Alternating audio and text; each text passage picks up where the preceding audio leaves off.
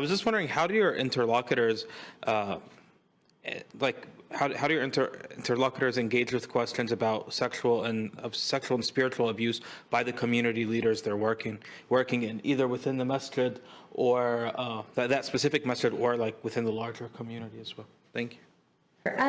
So thank you for that question. I think one thing that's really interesting in the larger context of these frequent occurrences, and we keep learning more instances of spiritual abuse by different leaders. I think in the context of my own research and communities like the Women's Mosque of America, they sort of just point to the necessity of more women in leadership positions, and not to say that women themselves do not commit abuse or can't be perpetrators of violence or spiritual abuse, but part of the dynamic that's at play in some of these instances where we see powerful male religious leaders engaged in years-long spiritual abuse, these predatory relationships are predicated on the fact that they're seen as the sole authorities in the community, and these young women turn to them where there are no alternative sort of women in authority positions. So I think with the emergence of spaces like the Women's Mosque of America and a number of other similar kinds of communities where there is more diverse leadership, less secrecy around particular issues. So I think, if anything, these communities of women particularly really embrace these kinds of alternative spaces where there are different kinds of leaders that they can turn to, whether they're women or more queer affirming communities where they can sort of confide in a dynamic that's a little bit less set up for that kind of abuse. So I think it just sort of points to the necessity of having different kinds of religious authority figures outside of that model of men monopolizing those positions.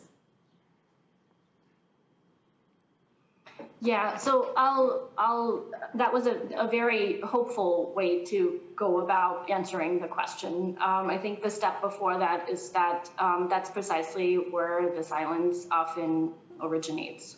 It's an unwillingness in many cases of communities to face the fact that abuse happens, spiritual abuse, sexual abuse, domestic abuse, and that people in positions of more power and with more authority in communities are also more prone to abusing that power. So, and I'm thinking about it. I'm thinking about the responses that we've seen in the last 5 years or so, and it is often a circling the wagons kind of thing, where the idea that abuse has happened is outright rejected. It's almost always not a survivor-centered approach, but an approach that focuses on denying that a perpetrator is a perpetrator, because recognizing that this type of abuse is happening actually means that communities have to do something about it, right? And so it's always easier to deny the abuse than to think about what structures and what interpretations and what practices in a community make that type of abuse possible. Having said that, and I want to echo this idea of sort of opening up who can be in positions of authority. But there are also several organizations now or projects that are directly trying to address these issues. So the organizations addressing domestic violence that I work with, none of the ones at the time were taking a kind of a systemic approach in this way. We now have, in order of when they were founded, Hard to Grow, which I already mentioned, which is an organization that focuses on sex education and sexual abuse in Muslim communities. We have FACE, an organization whose primary purpose is to investigate accusations of sexual and spiritual abuse. And there is a lot of resistance to even them doing their work, including an unwillingness to fund that kind of work. And then there is the Hurma Project, which is connected to both FACE and HEART, led by Dr. Ingrid Mattson, that's been pooling resources and has been approaching the issue of spiritual abuse, particularly by religious leaders in Muslim communities in North America, as sort of their central topic. And so all of these are attempts to resist the silencing and to figure out ways. Again, I want to sort of say again what I said at the end of my talk, to think about how to be trauma-informed, survivor-centered, and also think about sort of systemic levels of critique of what makes this type of abuse possible, other than the silence. Great, thanks. Am I visible again, audible? Smashing. Okay, well, in the interests of clarity, what I'll do is, in abusing my position as chair, I'm going to try and ask as many questions as quickly as possible by bundling them together into one sort of tangled mass of question, which I'll leave either of you or indeed both to untangle or to treat as the proverbial Gordian knot. Now, one of the things that I'll begin, I guess, this tangle is by recalling Tazeen, the second presentation, talking about the approach and indeed the instruction, the explicit guidelines given to khatibas at the Women's Mosque of America, that they should be encouraged to show vulnerability and to adopt a kind of a personal style, and the various advantages which that brought.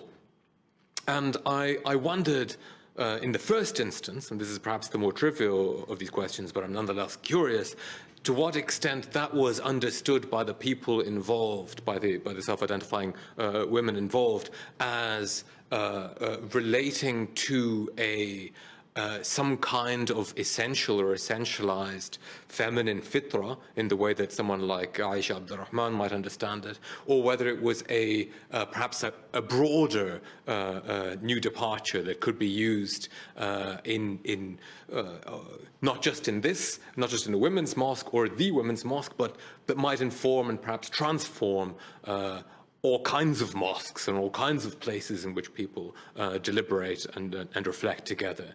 And in relation to that, when one thinks about that, I recall our previous panel's discussions of Jawed Saeed and his, following from people like Malik bin Nabi, whom he read, I think, avidly, this idea of sort of self-criticism and starting with yourself rather than trying to control the other. Here I was reminded partly by again of the image, the starting image of Juliane, or perhaps I should say Juliane's book and presentation, this beautiful mended plate, which I don't know if it's deliberate. No doubt it is, at least consciously aware of. But to me, it really reminded me of the Japanese art of mending ceramics with gold, which has a whole sort of aesthetic and philosophy behind it, which speaks very much to that and functions as a critique of that psychology of domination and of control. It's very much about accepting change, accepting impermanence, and overcoming of the ego. Another theme, I should mention, that our previous panelists discussing Sufism and ideas of fana wa baqa also comes in. So out of this tangled mess of stream of consciousness observations, is there anything of value that you can take out of this? To tie, perhaps that's a big ask. In a sense, I could boil all this down to say, what out of this discussion today do you feel might be most useful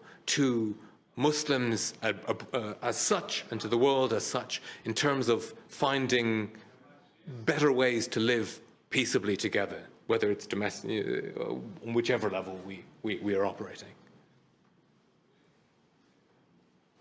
Thank you so much for those questions. I think I'll take the first one about this sort of institutional requirement at the Women's Mosque for Khatibas to show this vulnerability, I think it's a great question in terms of thinking about to what extent did the Khatibas themselves understand this as this essentialized feminine form of authority or fitra.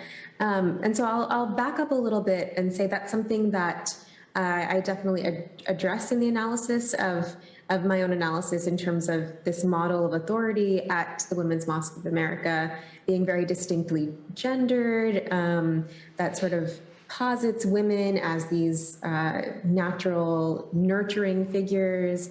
But I'll also say that I didn't get the sense from the folks that I interviewed that was never a critique that came up in terms of being pushed in this direction. I think, and so I think that falls into the second part of your question in terms of seeing it as sort of this type of authority that's not competing with male forms of authority, that's sort of thinking really about what's different and what the Women's Mosque of America can offer to Muslim communities and to Muslim women in particular that's distinct from what's happening at other spaces. And so a huge part of that requirement for Khatibas to demonstrate vulnerability has to do with this idea of creating these safe spaces or this community of women that are really committed to breaking this culture of silencing that we're talking about. And so in the format of what happens at these once a month Jummahs is after the Khatiba will give her sermon, all the congregants will sit together in a circle and they'll talk about the sermon together and they'll ask the Khatiba certain questions. And so then for a lot of the congregants, that's what's really special about this space, because it becomes this very intimate circle where congregants will then open up about their own experiences of sexual violence or just other kinds of issues in marriage or motherhood, divorce, tragedy, pregnancy loss, all of these kinds of things that they feel they wouldn't be able to talk about in a regular mosque setting or even in a mixed gender setting. So then it becomes a way to really embrace whether or not they take issue with this idea of women being natural nurturers or if they harbor any kind of level of critique at this sort of level of vulnerability. I think there's this understanding that this is what this specific women's mosque space is offering to them that is unique in terms of its contribution in other kinds of Muslim communities. And so there's this real embrace of that principle, these feminine principles or so-called feminine principles of vulnerability and nurture as a way to really contest the erasure or the silence around talking about these types of topics in their mainstream or sort of their home-based mosque. So I should say that most of the women that attend the Women's Mosque of America are typically active members in their local mosque communities. And so it's some place that they sort of are always thinking about in sort of contrast and as a supplement of what it's offering that they're not getting in their other communities. And so in that sense, I got the sense from my interlocutors that this embrace of feminine vulnerability and nurture became a way to build community resilience through female solidarity and as a way to sort of contest patriarchal readings of particular texts and religious norms that might feel dominant to them in their other communities, mosque spaces. So it's a kind of both and rather than either or that we've got going on here. It's sort of supplementary. Yeah, I think so. Yeah. Juliane, do you want to add anything?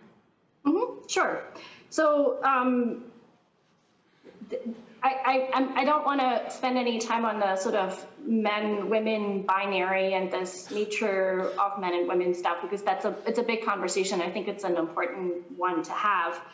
But I want to sort of go back to the tile and this question of mending and perhaps healing, which is the term that Tazeen used earlier, and think about harm reduction, which is a concept that comes out of work with communities that are engaged in drug abuse. So an approach that thinks about the harm in the context of domestic and gender-based violence, that thinks about the harm that is inflicted on victims and that engages perpetrators in showing them that this harm is being committed. So one of the things that really blew me away when I was doing my ethnographic work was, and this is something that I now also see when I teach about these issues, including my undergrads here at UNC, is the fact that there isn't that much awareness among many people about what constitutes abuse, when a relationship is actually abusive, and that people do have a right not to be harmed in a relationship. And so this question of what is harmful, who is committing harm, and why are they doing it, which is not, Sadia Sheikh has shown really beautifully, I think that's often not at all connected to religious sources, but is sort of an afterthought, right? Where 434 is used to justify abuse after it's been called out as abuse. So that's one piece. And the second one is that there is something that distinguishes Muslim advocates from the mainstream, which is a religiously supported idea of the possibility of transformation, including self-transformation. So an approach that holds an individual perpetrator responsible for self-improvement, very much with the notion of jihad, the bigger jihad in mind, and that then makes the community responsible for holding the perpetrator accountable.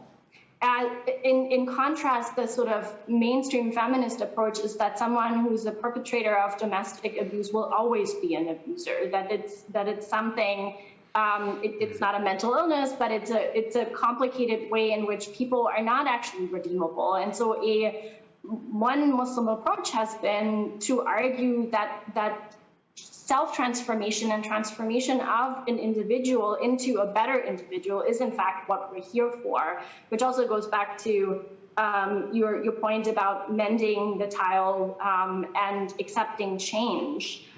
And I think this is like sort of my last point, and it's a very big one. So most of my work, especially recently, is sort of interested in the way in which Muslims engage what they think the Islamic tradition is, what Islam is, and who has it, and who owns it, and who holds authority, right? We're coming back to this question of authority.